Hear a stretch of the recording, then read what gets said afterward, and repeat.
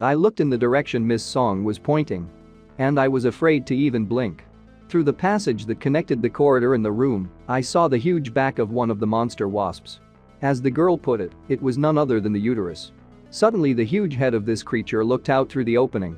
Drooling, she looked in our direction, or rather in the direction of the mountain of bodies. Her neck stretched out, which was unthinkable. Although their size is not conceivable. From the fact that the wasp rushed to the pile of bodies, I was carried away by a shock wave right there. I immediately fell into my conspiracy, revealing my identity to this monster. It smells like kerosene, no other way. Suddenly, the mutant wasps under the ceiling immediately began to move, and the buzzing of their wings could be heard at an increased volume, as if from everywhere. Just the slightest second and they immediately rushed in my direction, as if they had been given the signal to jerk. There was a huge mutant wasp behind me, thousands of her children above me. The situation was heating up just by the second. In front of me appeared activated pseudo-zombies that had been roaming the corridors of the floor before. No bugs or uninvited guests here. I thought immediately. And people are not allowed in here. This is the queen's nest. There were thousands and thousands of new eggs behind the uterus that she had laid recently. And I just had the stupidity to encroach on her food. I thought, not taking my eyes off the huge danger hanging over me. Until recently, I miraculously saved my ass, and now. Walkers covered with eggs immediately rushed at me. Among them was Miss Song. But most of all my attention was attracted in all this bacchanal by none other than director Choi Song-ch. The man was rushing at full speed, carrying a coil of rope on a special reel. He brazenly took advantage of me, as in principle I thought. And I got caught trustfully. He attached the rope to the coil, which most likely used to have a cable from the elevator. Which was not there at the moment, or he fell down during the incident. He caught on the rope and turned in my direction, immediately drew attention to me. And what do you think I saw? A smile. The mocking smile of a cunning rascal who masterfully tricked around his finger. He didn't care about our colleague, he just needed to distract attention. He carefully jumped down into the elevator shaft and began to descend slowly. And do you know what I saw when the body of this bastard practically disappeared from sight? He showed me the classroom. So he knew from the very beginning that this was the queen's nest. Thoughts swarmed in my head while I sat in a kind of stupor. And he used me as bait. Sweat immediately broke out on my face. To distract them from the elevator shaft and escape? You? I said angrily, through clenched jaws. You fucking son of a bitch. I still shouted to him to say goodbye. The mutant wasps immediately reacted to the loud sound and stared in my direction together, buzzing. Arg! I exclaimed, feeling the oppressive presence of the uterus close in my imminent demise. Suddenly, the glass in the windows of the floor broke and something flew quickly. A small object, burning brightly, like a star, very quickly aspired to the ceiling. A loud explosion and blinding light filled the room. A bunch of small bright particles immediately flew down. It was as if it was a fragmentation grenade and the recoil came from it. These particles immediately rushed to the mutant wasps, and as if a lot of shots began to hit them. I looked at it as if mesmerized. Although we should take advantage of such a good chance and run as fast as we can. A small sun with many rays was now in the building and riveted my gaze. Small particles did not stop hurting these monsters, bringing them wild discomfort. The mutants twisted, hissed discontentedly and thought they could avoid the blows. A kind of monster ball, in which they dance under the fireworks. Fire fragments also hit the walkers, igniting them immediately.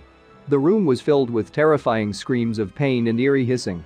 They caught fire and smoldered like moths that had come very close to the fire and now could not fly away. What? I thought, looking at this fiery party. Phosphorus bombs? I looked around in an attempt to please the one who was trying to sleep and sacrificed his life. Smiling stupidly, I immediately exclaimed. Miss Song. This is the military. We are saved. But the body that had once been a man lay charred almost completely. Only a metal bracelet somehow withstood this temperature. I sat there in shock. But after a while, I still recovered from the shock and immediately shouted loudly. No. Oh no. Covering myself with my hands and still squinting at the embers, I said. Not happening. Not happening. I exclaimed louder at the end. Boss. It came from behind me. Boss. You are welcome. The voice was familiar to me, but I refused to believe it. It's hot. This was Miss Song. And she certainly wasn't a coal. My leg. She lay there and didn't move. Next to her feet, one of these fiery fragments was burning, right at the sole of her shoes. I immediately knocked down the ill-fated shoe with a sharp movement of my foot, saving even the slightest hint of a fire from further. I threw the girl on my shoulder and, quickly examining the area, began to decide how to retreat to a safer place. Hurry up. I began to adjust myself, varying between hail and splinter. We have to get out of here. I hurried to the elevator shaft in order to use the same opening as the director. As they say, it was not. When I reached the desired point of retreat, I tried the rope tension. The rope is not stretched. Did he escape? I immediately thought, realizing this situation. Or did he fall? I thought again, seeing the top of the elevator car and hearing strange sounds. Well, I'm sure of one thing, I began to think, looking at the elevator shaft. That damn rogue Choi should know the safest way. Suddenly another glass broke and another phosphorus bomb flew to the ceiling again. Bang. An explosion rang out, lighting up the room.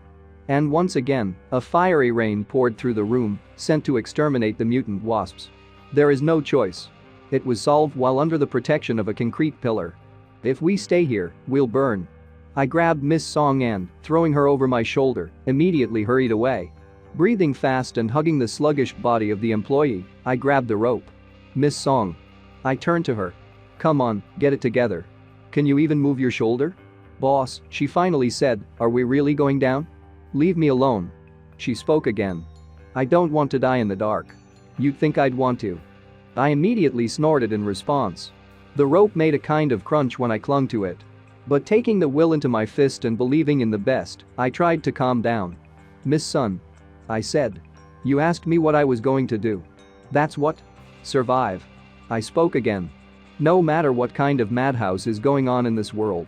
She just stared at nothing in silence. Her eyes dimmed after the incident, and her skin turned white and became like a sheet of paper. Suddenly, from behind, amid a cacophony of screams, there was an exclamation of the uterus. I put a homemade noose on the girl and myself and wanted to let us down, but this sound put me in a kind of stupor for a while. A minute and I immediately, holding onto the rope, jumped into the elevator shaft. Pretty quickly we slid down. So much so that a little more steam will come from my hand, and it will look like embers. Only a scream was heard in the mine, and the smell of burning was carried. Checkpoint. A few screens, turnstiles and complete silence. Suddenly, a rustling sound was heard from the elevators, and clouds of dust went in all directions. In an empty booth of a disabled elevator, a hatch in the ceiling suddenly opened. 2 feet without shoes in nylon tights torn in some places got out through the hatch. A little later, a calmly hanging body appeared in a black miniskirt, a blue jacket and a white blouse. Hit. The body fell to the floor like a sack of potatoes and seemed to show no signs of life. I looked at Miss Song's body released by me and breathed quickly, trying to catch my breath after the descent. Carefully. The girl muttered. Please go slower. I almost dropped you. I said immediately, leading her by the arm away from the checkpoint. How much do you weigh? 48. There was only a brief response. Whatever. I finally spoke and smiled a little. The main thing? We're alive. The military will deal with them. Let's get out of here. We left the building and headed further and further away. There was the same devastation nearby. Broken windows, mangled cars with broken windshields as well. Suddenly I came across a large object in my field of vision. It was a tank located behind the clouds of raised dust. Oh, the tank. I exclaimed and raised my hand up. Here. Help. Here. We're here. I yelled joyfully and waved at the machine nearby. But when I got closer, I just froze with my hand raised in the air. There really was a tank in front of us, but it didn't move, and there was a hole in front of its hull. The large machine called a tank is painted with spots camouflage and is ennobled by a large hole in the hull. A hole with an uneven edge, rather crushed into a gargoyle. It was as if the tank was shot from some cannon with a core, but one that could penetrate the skin. Where is everyone? I asked a question, surprised by what I saw. What happened? I was hoping for outside help, but the picture was not particularly pleasing. The tank armor is pierced through. I said the obvious out loud, which is quite difficult not to notice. I let my colleague go so that she could stand by herself. Suddenly she squeezed my hand tightly, clinging to it tenaciously. The girl looked away in fright. There was a mute horror on her face, as if a ghost was walking somewhere to the side. Stay away. Suddenly she exclaimed, breaking the silence, and perspiration appeared on her face. It's dangerous. It seems to me. There's something inside. She immediately uttered her warnings. I turned in her direction and, still feeling her trembling body, decided to follow on. We headed in a completely different direction. I still continued to lead her, throwing her arm over my shoulders. We passed cars with broken windows, overturned and so with broken integrity transport. Multi-story buildings one after another were covered with some kind of substance that hid the buildings underneath. From the window of one of the buildings flew a swarm of some insects, most likely the same killer wasps. We kept walking and didn't stop. Empty roads, vehicles frozen on the roads, a collapsed bridge. There is a pile of scattered papers with some information lying around on the road surface. Maybe someone was rushing to work at the time of the attack or the wind blew out of some office. I was wondering what kind of sheets of paper with text are lying around here. If you look closely, they are similar to each other. I took one of the sheets in order to read it. The information on it read as follows. Martial law has been declared on the territory of Gyeonggi and Seoul. First, do not panic. Martial law was introduced in order to ensure public order and the destruction of mutant insects that infested the city.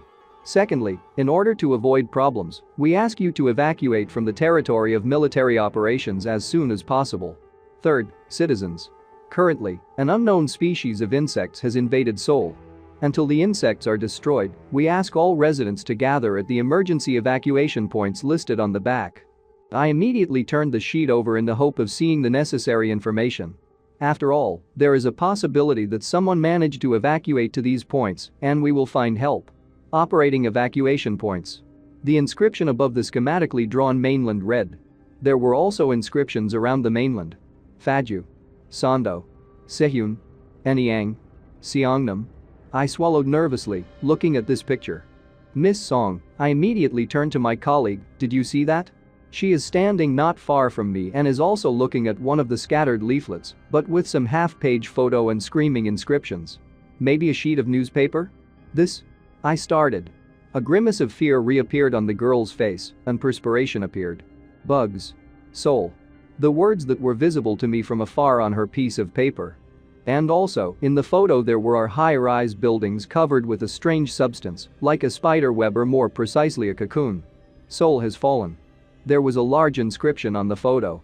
Unknown giant beetles. They spread quickly throughout the city.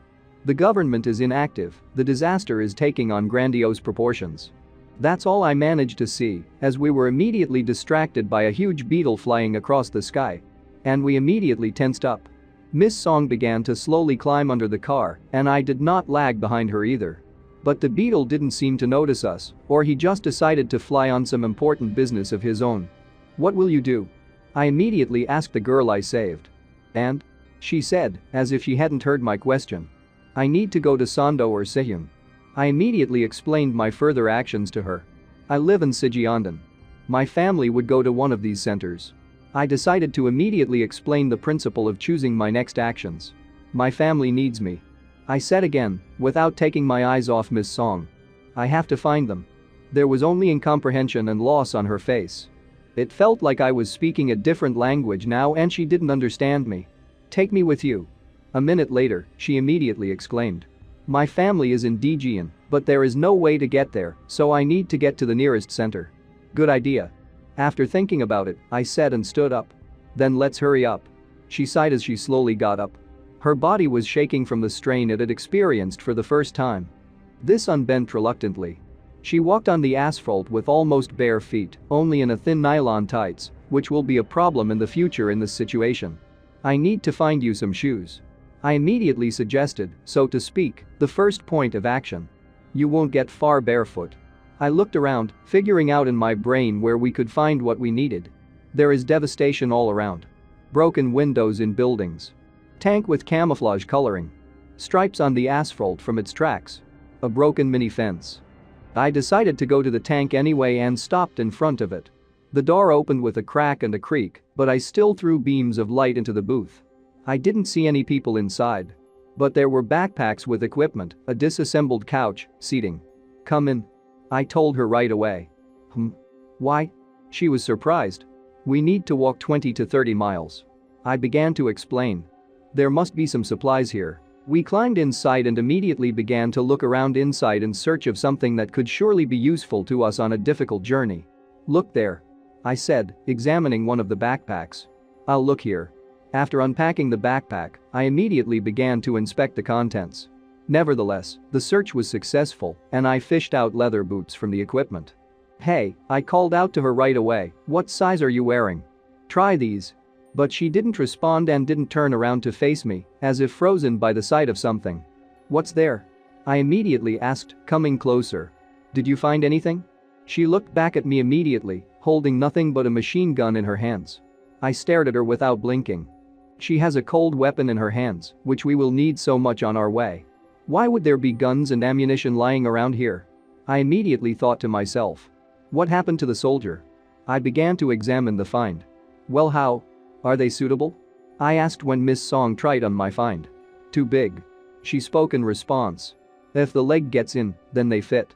We take everything we need and dump," I said, moving away to inspect the rest. Hey," she suddenly called out. "I don't feel very well," she muttered, looking away. "Could you get some rest?" I looked at her after a moment of silence. I don't think. Immediately, thoughts began to swarm in my head that we would be able to find a safer place in the near future. Furthermore, I agree. Nevertheless, I voiced my decision. "Let's take a little break." I immediately went to the exit and closed the door so that no one dared to get to us. "How do you know?" she suddenly asked, sitting closer to me, "how to open and close such doors?" "Army." I immediately snorted in response. "Which division?" Miss Song persisted. "Tiger." My answer immediately followed. "What's it? Special Forces?" I was a simple private. I was sitting behind her, armed with a recently found edged weapon. "If I had known that then," she mumbled back, "I would have visited you." I grinned and said, crossing my arms over my chest. "Cute." Less than a minute later, I immediately blacked out, plunging into the world of Morpheus, still sitting. Miss Song lay on her side on a soft kind of sofa. I suddenly woke up in a lying position and on a hard cold surface, with my hands folded under my head. Did I fall asleep? Thoughts immediately flashed through my head as I began to look around sleepily. How long did I sleep? Suddenly, I felt like I was pierced by needles of crazy pain when I tried to move. I immediately groaned in pain and began to breathe quickly. Somehow overcoming the pain, I still rolled over on my back. "I can't move," I screamed in my mind. "Is it because of the stress experienced?" "Hey, Miss Song." I started calling her right away for help. "Are you here? Help." I sat up a little, but looking around, I didn't see her anywhere. Where did she go? I thought, and the lightning pain hit my body again, and I immediately screamed loudly. Lifting my pant leg, I was amazed at how my limb had significantly increased in size. Why is it so swollen? I was mentally amazed at what I saw. I hope it's not broken. Suddenly I heard a noise from the door and it bothered me. I closed it properly. "What is the problem? Miss Song?" I asked into the void, hoping that she was just going to the toilet. No other way. The door creaked open, revealing the silhouette of a man. But it wasn't Miss Song. There was a man with a stony expression on his face. He was in uniform, and the inscription unity was attached to his helmet. "Oh, hey!" I immediately exclaimed, delighted with the military man who most likely came to save me. "Please help me. I can't move." I looked at him in silence, waiting for at least some actions that would help me in a difficult situation, but there was only silence in response. The man held the gun forward so that the muzzle was looking straight at me. A second later, a shot is flying in my direction.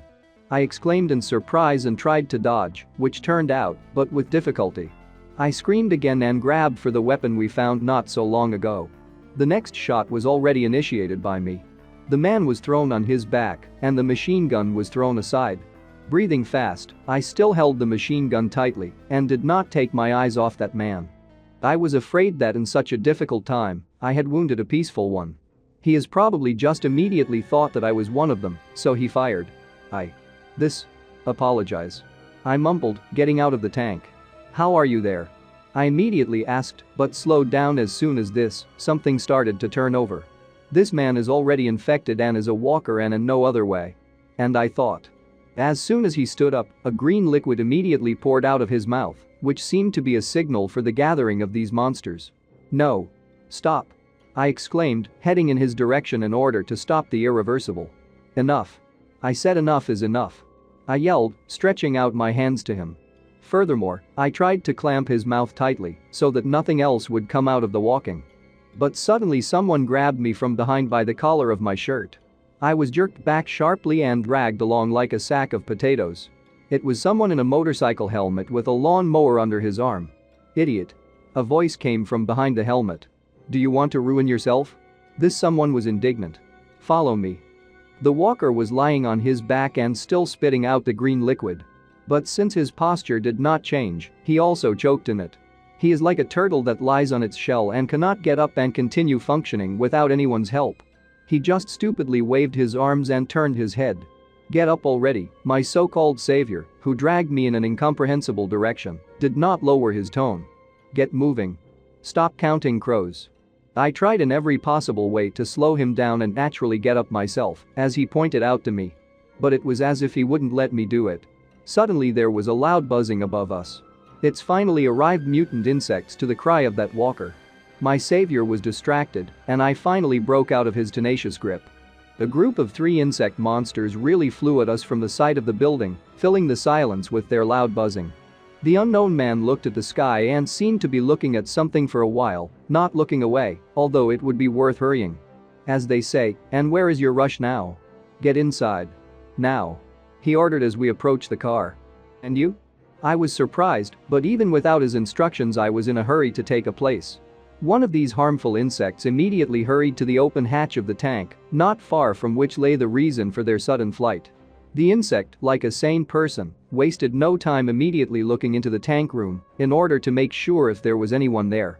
In front of him stood an unknown man in a helmet with a lawn mower at the ready. He was holding the handle behind his back. And then he pulled sharply in order to start the mechanism of the device. The blade with sharp teeth immediately screamed and began to spin quite quickly, from which the teeth merged into one disc.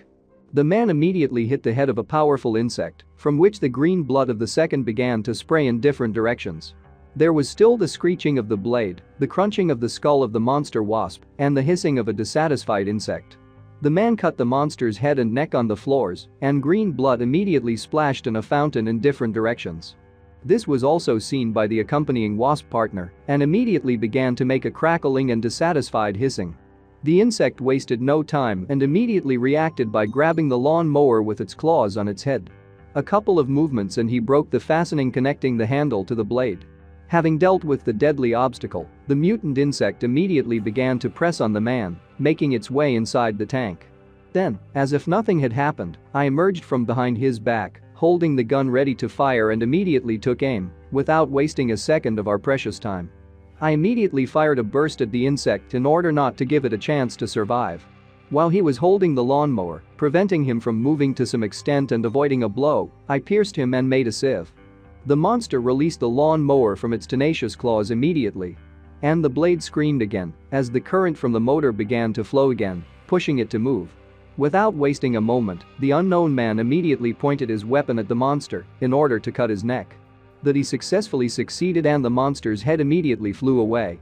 The helmet that protected the man's head was stained with splashes of monster blood, from which visibility was just 0. He put his hand to his helmet and immediately wiped the glass, which he needed for the visibility of objects. He brushed the small pieces of the monster and their blood, the color of swamp slime, aside from the glove. I was breathing fast, holding the machine gun and listening to my rapidly pounding heart, trying to come to my senses and calm down, but I couldn't. In front of the tank, the sprawled body of the monster lay on the ground, a little further away. That man was a military man with a clutch of eggs on his back. "Let's close the door." I immediately offered it to the unknown. "Stop," he spoke in response, holding out his hand in front of me. "I'll close it," he spoke and immediately leaned out of the tank. He shook his head, looking around the area and could not understand. He saw 3 insects flying from the building in their direction, but only 2 attacked. Suddenly, something grabbed the helmet tightly. He found the subject he had lost. The parasite grabbed the helmet of an unknown man with its mouth and held it tightly, not letting go of its caught prey. He was sitting on the roof of the tank, hiding and waiting. Suddenly he jerked his head up sharply, from which the helmet of an unknown man immediately flew away, revealing the head of a new acquaintance. The helmet didn't last long for the monster. The killer wasp immediately began to squeeze him hard, trying to crack him like a walnut. Suddenly, some uncomplicated detail fell off as if from the helmet. She fell on the surface of the tank roof. It lay on the tank skin like an ordinary unremarkable detail, without attracting any attention to itself. when suddenly there was a powerful explosion on the roof of the tank. Right where such a harmful bug was located. Hissing.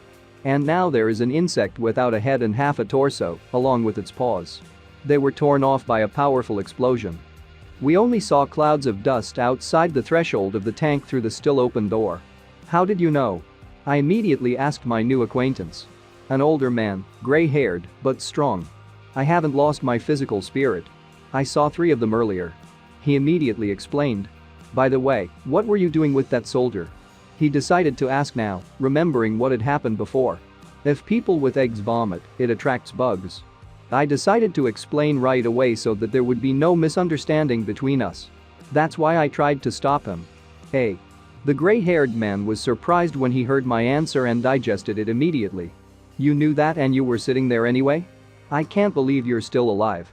He immediately began to inspect this place with the hope of finding something that might surely come in handy. One of these finds was nothing more than a field dryer ashen. Be careful. Soon, he muttered, trying to leave this place. Well, good luck. Wait. I exclaimed immediately, following him closely and not lagging a step behind. Did you see a girl outside? 26 or 27 years old? She went somewhere while I was sleeping. I decided to ask right away, without wasting a moment. What? The man was immediately surprised and paused and turned in my direction. Did you have a partner? There are few survivors here in the subway. Survivors? I was immediately glad to hear the news. Are there many of them? And I was already worried. Maybe she went to them for help. I immediately assumed. Are you a retard? A new acquaintance snorted, frowning. I strongly advise you to avoid survivors. And, oh my god, a girl? I haven't seen her. He muttered and immediately turned his back on me and continued on his way. I hope you find her in good health. But you shouldn't be hanging around here. What do you mean? I was immediately taken aback and touched his shoulder, trying to stop him. What happened to the survivors? I immediately asked the question, not understanding the course of his thoughts. You are welcome. I exclaimed, not taking my eyes off his back. I've been out for a few days, I don't understand what's going on at all. Could you tell me? I did not let up because I wanted to find out the answers to my questions. The man immediately fumbled in the pocket of his jacket, trying to find something. I don't know, he said, taking something in his mouth and chewing, whether this is typical of human nature. But the people stuck here went crazy and got into a crowd. They are armed and in some ways even more dangerous than bugs. He spoke while we were standing quietly in an open area. If you meet any of them, then I wouldn't. He wanted to say something else, but he was immediately distracted by something. And I was surprised at such a sudden pause. Too close. He spoke and immediately turned around as if he felt something. From the side of a tall red brick building with green domes of the roof, people were rushing at the ready with various types of weapons. Someone has a hoe, someone has an ordinary kitchen knife, a woman has a kitchen knife tied to a stick, imitating a spear, someone in the first row imitated a bat, driving nails lightly into the bar. Oh, shit. A new friend immediately cursed, looking around and starting his lawn mower faster. Back. I said back. He began to shout, waving his weapon. Last warning. Faster. Shoot. He shouted to me immediately, looking back. What? I exclaimed, surprised at such a sudden order. I said shoot. He shouted again, looking in my direction. Are you deaf? But these are people.